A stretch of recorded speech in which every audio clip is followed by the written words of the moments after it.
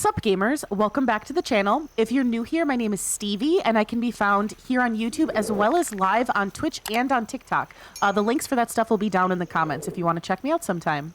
Today, we're going to be talking about how wood works in Disney Dreamlight Valley. Now, I prefer like a spooky goth aesthetic. So what I want to do today is we're going to delete all of the trees here in the meadow and we're going to replace them with some of the scarier looking trees. The way that wood works in Disney Dreamlight Valley, the different biomes will spawn specific types of wood. So we're here in the meadow and we're going to get basically just this softwood here. But it doesn't matter what kind of tree we have. So what we're going to do is we're going to delete all the trees and replace them with basically a tree farm of the trees I like the look of, which are the scary trees that you can find in the Forgotten Lands.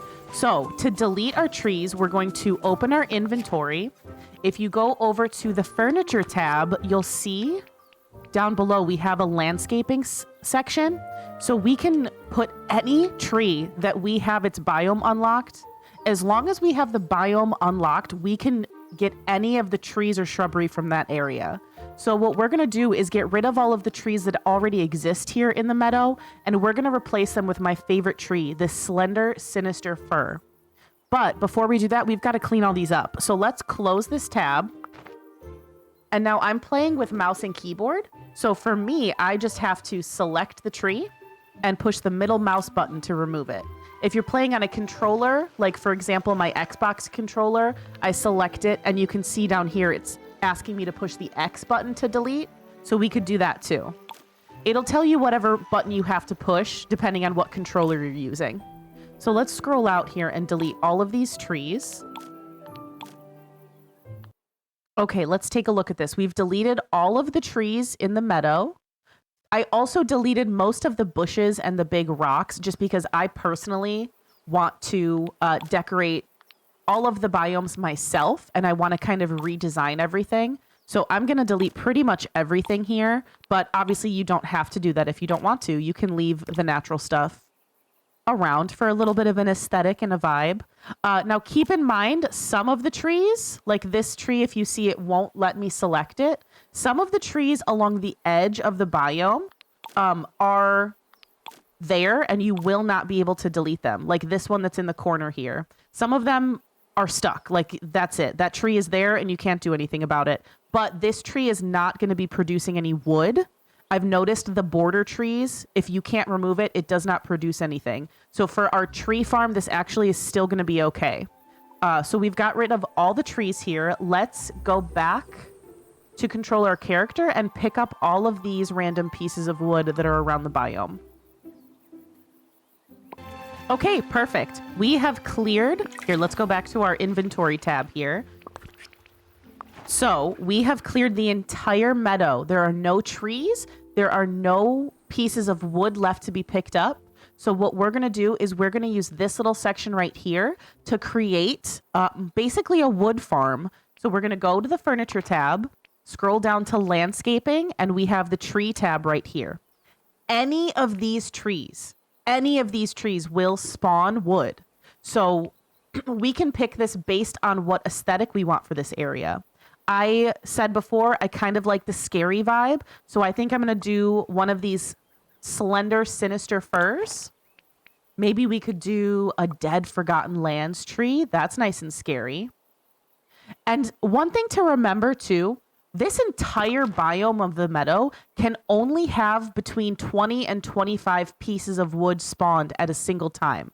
It might actually even be less than that. I think around 20 is going to be what you're going to see max usually spawned in any single biome at any time. So we really only need to do a few trees here. We can do maybe like 4 or 5 trees. We'll probably cover it. As long as we have them spaced out well. Ooh, let's do a big sinister tree in the middle.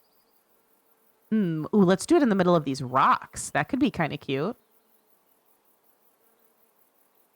Oh, we can't do it in the middle of the rocks. It's too big. Okay, let's switch. Let's move this one in the rocks. Yeah, there we go. Okay, so we have 4 trees placed. Let's place one more let's do the slender sinister fir. Ooh, that's really pretty. All right, we have 5 trees placed in this small area. Now, the wood takes about 5 minutes to spawn. So we're going to come back in about 5 minutes and see what wood we've got to collect. Okay, perfect. It's been 5 minutes. Let's see what we've got going on here. Oh, look, we've got some wood spawned. Some soft wood spawned by this sinister tree.